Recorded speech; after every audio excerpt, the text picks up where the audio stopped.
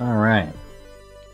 I was slightly happier with this pick this week, Saint Sword. Although I'd say both games are 7 out of 10, and I'll kind of explain why at the end. But this is a fun game. I used to rent it when I was a kid.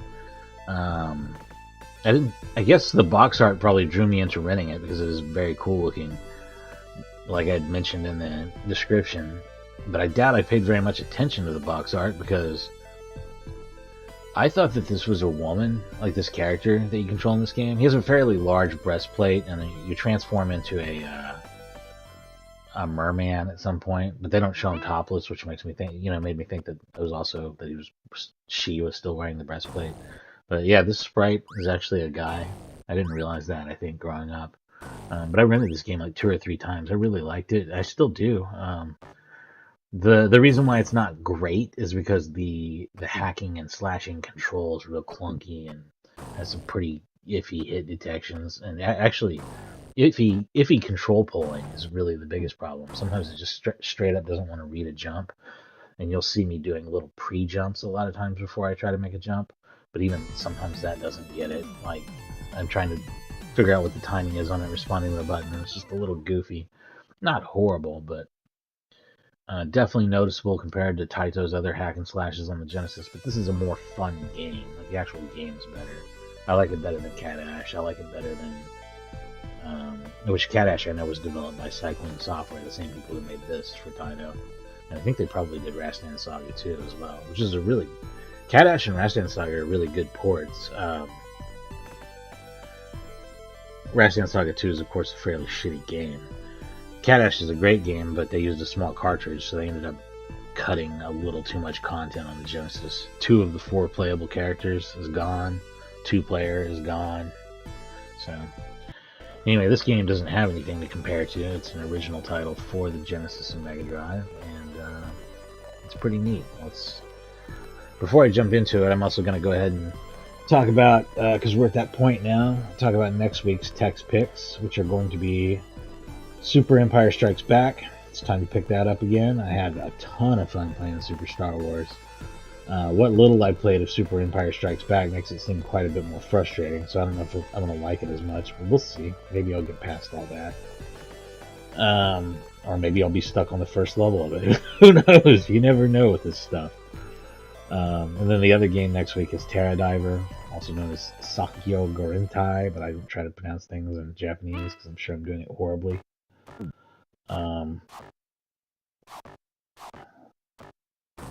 But yeah, it's Terra Diver. So it'll be Super Empire Strikes Back and Terra Diver next week. Fun fact, I just checked out the Amir emulator for Saturn, which seems very good. I see why people are liking it. I see why everyone's excited about it. Everyone wants to have a Duck Station equivalent to for Saturn, so they can enhance their Saturn games and get rid of the mesh dither and run things in higher resolutions and stuff like that. And it's really good for that, and it lets you overclock games, which is cool.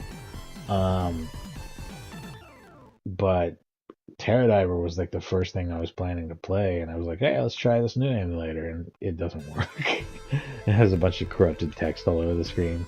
So the compatibility is definitely not there yet. At the very first game I see, I'm seeing a bunch of problems. But it's getting there, though. It'll be really good emulator eventually. Crunchy sound here. If the audio goes out completely, I'll have to split the stream. I will split the stream if I'm not done playing it. I will save state the game, stop it, and we'll start an entirely new stream. I have had a lot of capture card problems, and it seems like it doesn't get fixed without full resets. So, sorry about that, but we'll just keep that in mind. Anyway, this game involves going around a big map and killing a certain number of large enemies until one of them drops a key, and then it points you towards the exit, Michael Jackson's Moonwalker style, and you go there and you either go to the next level or fight a boss. And you get magics that allow you to transform into different beasts and things. So it's pretty cool. Check it out.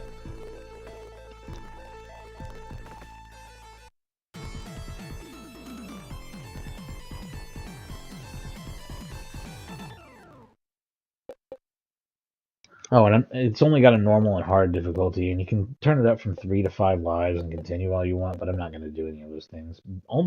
It's almost true that once you die once in this game, you're screwed. Like, You have to kill enough enemies to raise levels, and you have 3 levels, and at the 3rd level you do way more damage. But getting the experience to get those levels gets extremely frustrating later on. I'll try and use the magics to extend myself out a little bit, but I'm mostly just playing this for how far I get slash score. Although score is really bullshit in a game with respawning enemies. Um, but like, yeah, we're just gonna try and see how far we can kind of make it with the most default settings.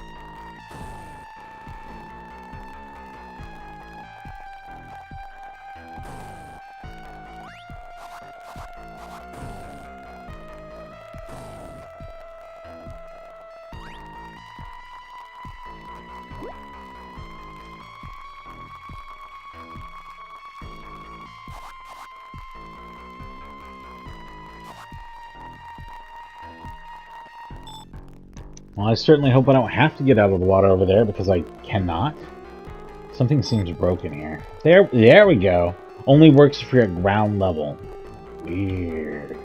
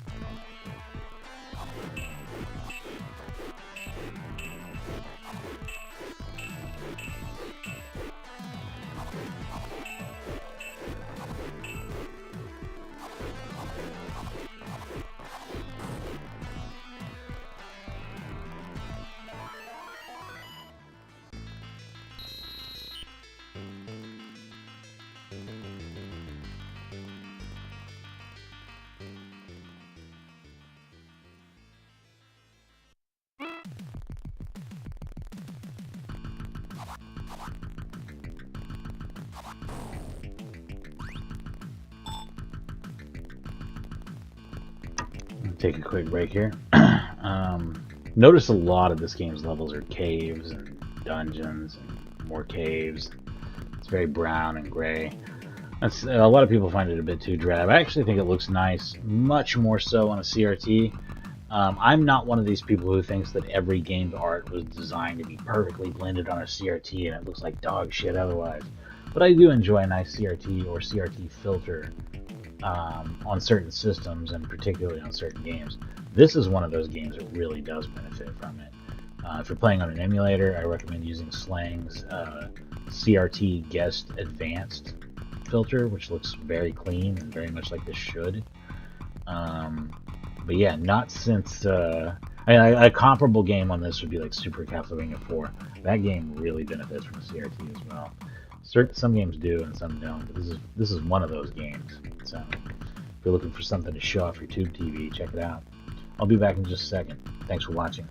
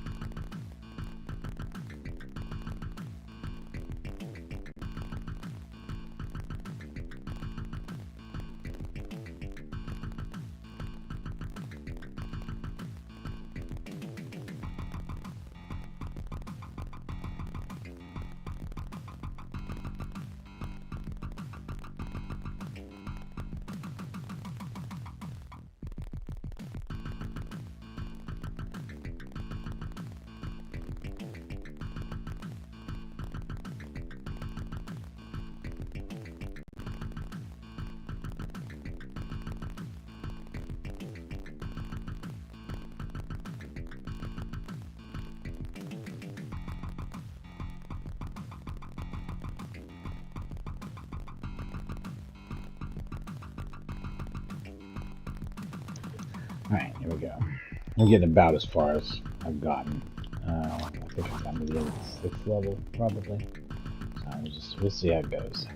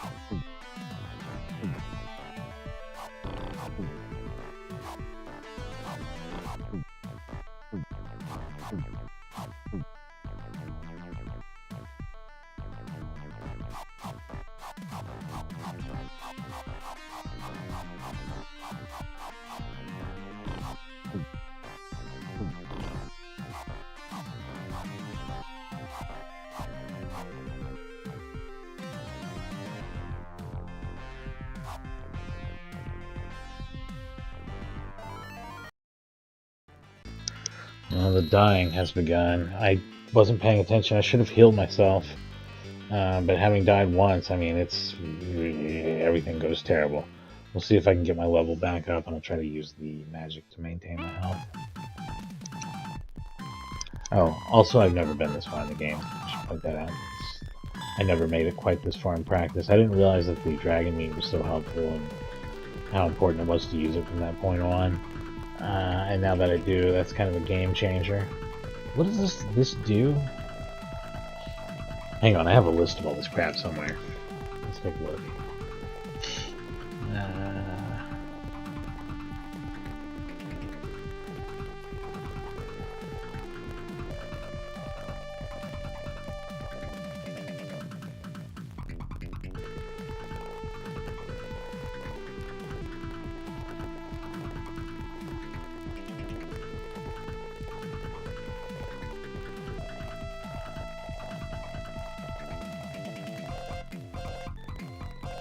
Oh, it's a time necklace. Okay, so if I'm like in bird mode fighting a boss or something and I need to stay in bird mode longer, you can use it to boost that.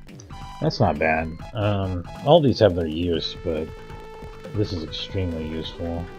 This is extra, like, taking less damage. I think this is probably not something I'd need to bother with too much. I have completely ignored it so far.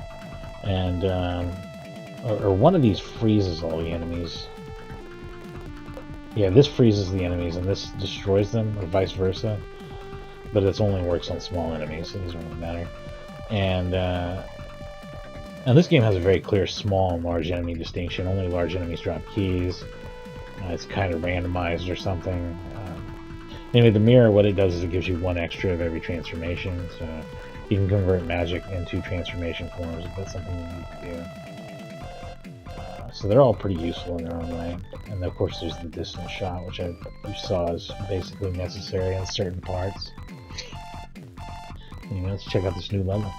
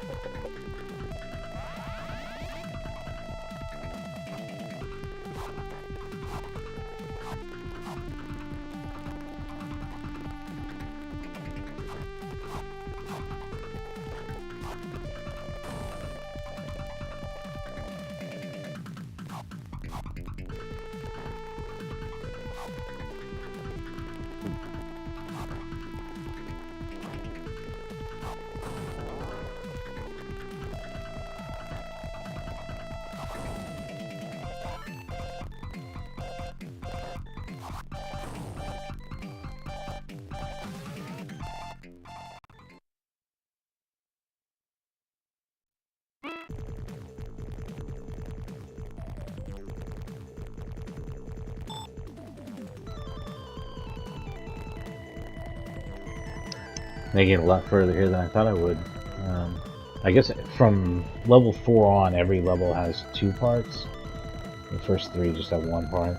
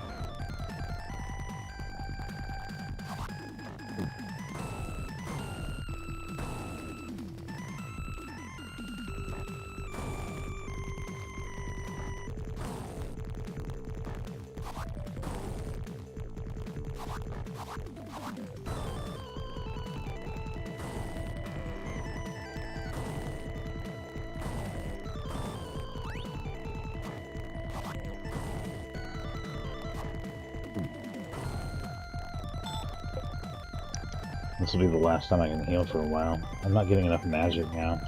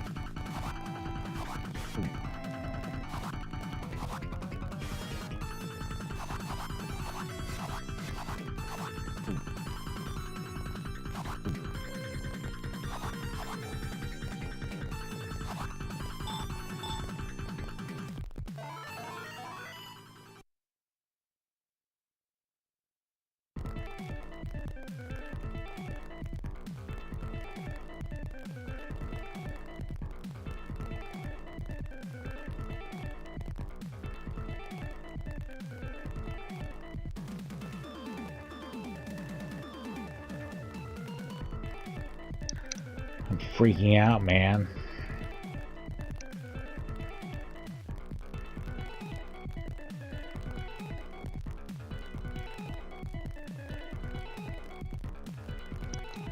Are you kidding me? It does a ghouls and ghosts. A ghost and goblins, if you will. Sending me back to the beginning of the game to beat the game again. Holy crap.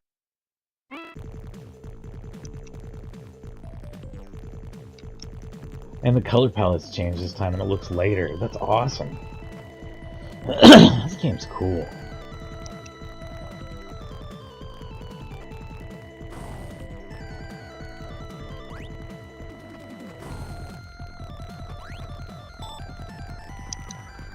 That also makes it seem like a good time for a break. I'll be right back, and then, yeah, I'll see if we can beat it again, I guess, if I have time. Anyway, I'll be back in a moment. Thanks for watching.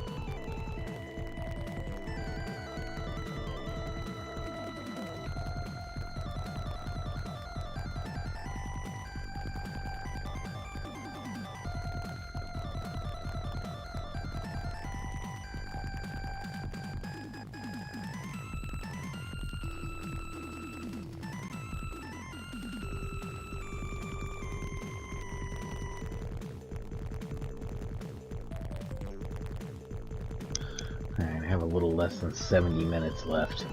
I set an alarm for 11:20, and it goes off, the stream's over.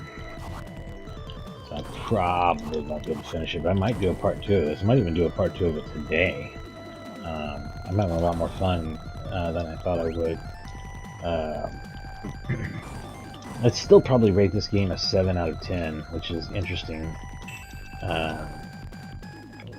Because it has one serious flaw, and I'm sure you've seen it come up as I play. The input polling is really bad, and it doesn't always read your input. And it makes the control really unpredictable. And they decided to give you kind of an unwieldy sword swing for like game balancing, which is fine. I mean, I think it actually works great. But the combination of that with the poor input polling is just makes for some serious frustration sometimes. I just wish it was a more responsive game, but otherwise it's really good. It's interesting that I like this game more than Wave Race Blue Storm, which I streamed yesterday, but I'd still rate both of them a 7 out of 10 for different reasons.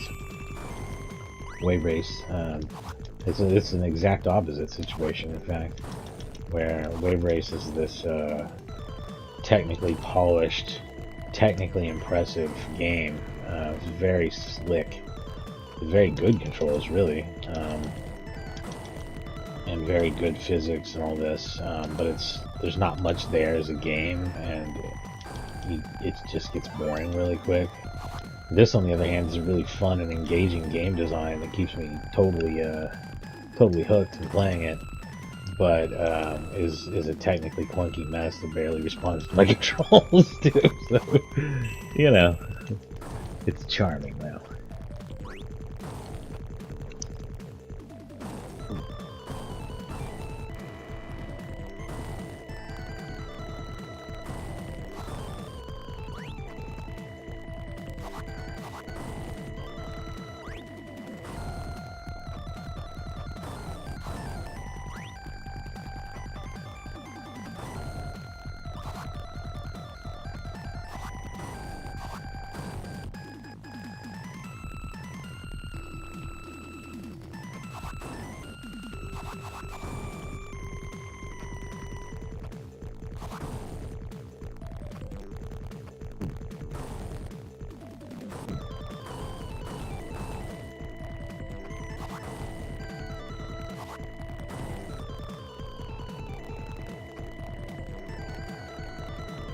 Notice how they no longer tell me where the exit is.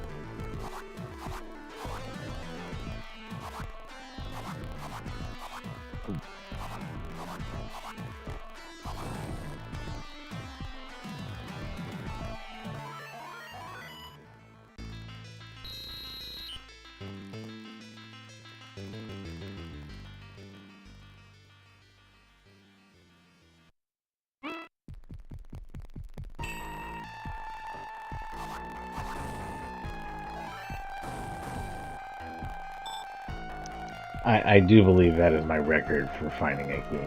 By the way, that was insane. What the heck?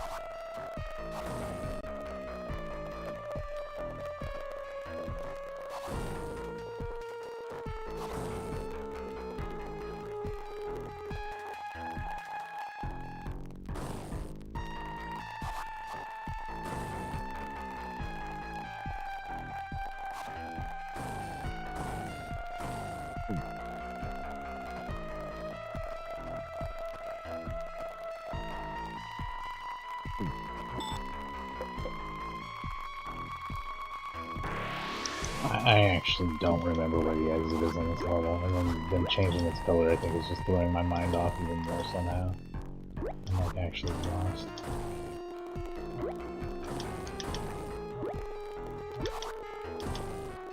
I hope this guy out here spawns this time and drops health. That would be nice, wouldn't it? Sure would be. Not gonna fucking happen.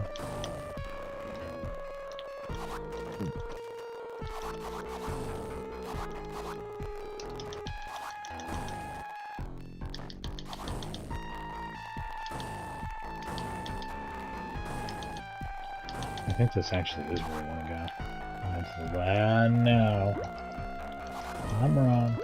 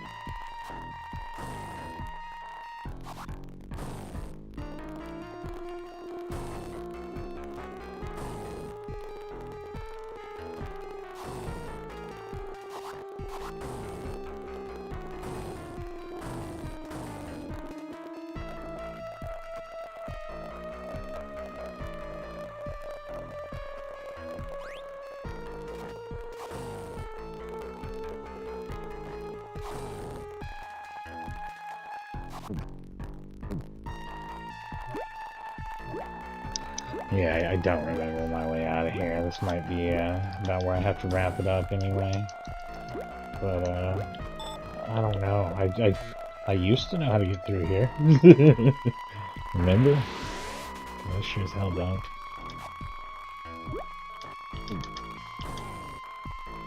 Everything's gonna be extremely frustrating now that I'm powered down too.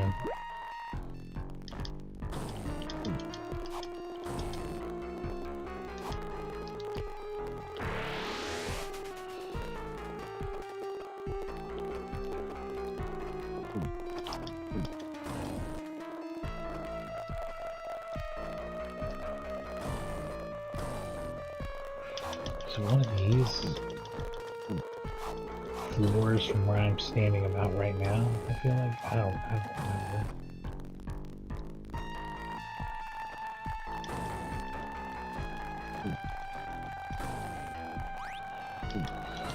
I'm sure someone with a much better memory than me is going to be watching this frustrated as hell. I'm going to have to go back and watch the tape. It's part of the reason why I stream stuff, so I can see what I'm doing wrong. I need the arrow. I'm sorry. Here it is. Here's the exit. It's glowing green.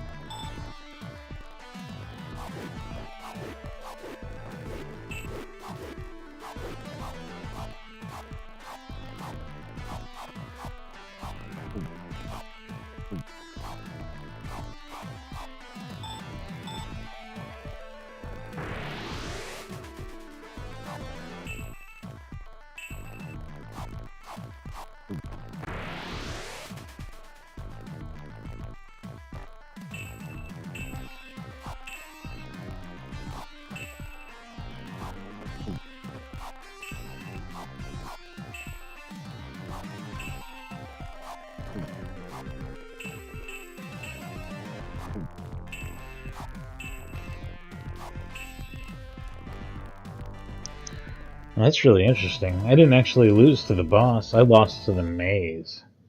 If I hadn't gotten stuck in situations where I felt like I had to use Dragon, which I definitely use Dragon Fang too much, but I would have been dying otherwise too. Whenever you fall into those areas where the imps are jumping down the little area above you, I've got to figure out a better strategy or something for that. This is a game I would like to come back to. I may stream again today. I probably won't. I'm surprised at how much I was able to get out of the game in an hour and a half here. So I'm probably just going to wrap it up for now. Take a little bit more practice, but I might come back to it. I might come back to it soon because I'm kind of hooked on the challenge of it. But that controller input failure stuff is real, and you've seen it a bunch of times where I was just like, I tried to jump, and you saw me trying to pre-jump in a bunch of areas because I could feel bad polling, lots of input delay. So I'm like trying to get it to read the input.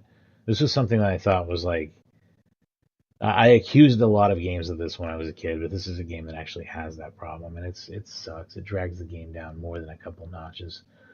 This would have been an all-time classic without that issue, but it is, as it stands, still worth playing and very cool. I rate it 7 out of 10. That's Saint Sword for Sega Genesis and Mega Drive. A game that nobody ever talks about, and to some extent, an actual hidden gem. So I recommend it. At least check it out to see if it's something you might be into. And thanks for watching. Everybody have a great weekend.